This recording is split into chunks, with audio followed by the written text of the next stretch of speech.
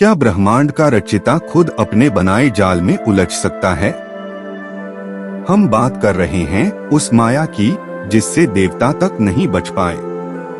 लेकिन सोचिए क्या होता होगा जब स्वयं कृष्ण, जिन्हें मायापति कहा जाता है, वही इस माया के पर्दे के पीछे छिपने के बजाय उसके सामने लाचार खड़े हो जाते हैं।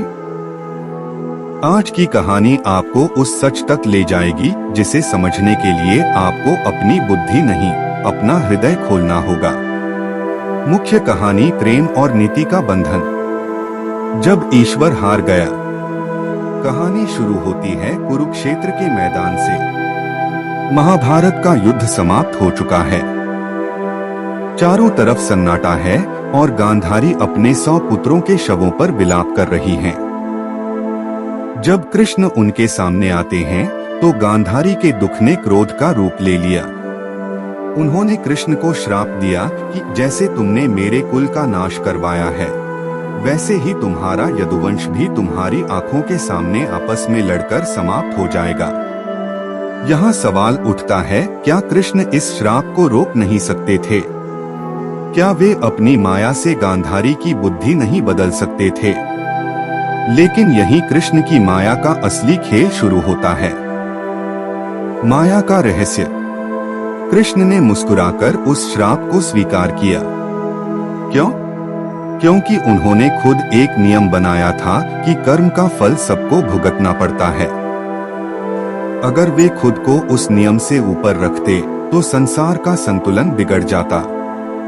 यहाँ कृष्ण अपनी माया में फंसे नहीं थे, बल्कि उन्होंने खुद को अपनी ही मर्यादा की बेड़ियों में बांध लिया था। सालों बाद जब द्वारका समुद्र में डूब रही थी और यदुवंशी आपस में लड़कर खत्म हो रहे थे, कृष्ण एक साधारण इंसान की तरह एक पीपल के पेड़ के नीचे लेटे थे। एक जरा नाम के शिकारी ने उनके पैर को हिरण की आंख समझकर तीर मार दिया।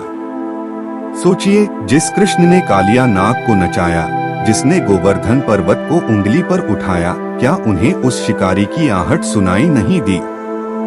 नहीं, उन्होंने जानबूझकर अपनी माया का पर्दा अपने ऊपर डाल लिया।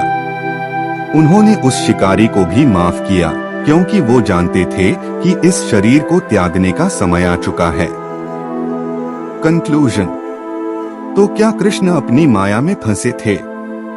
दोस्तों, सत्य यह है कि कृष्ण कभी फंसते नहीं, वे सिर्फ लीला करते हैं। वे हमें सिखाते हैं कि चाहे आप कितने भी शक्तिशाली क्यों न हो, अगर आप इस संसार के रंगमंच पर आए हैं तो आपको यहाँ के नियमों का सम्मान करना होगा।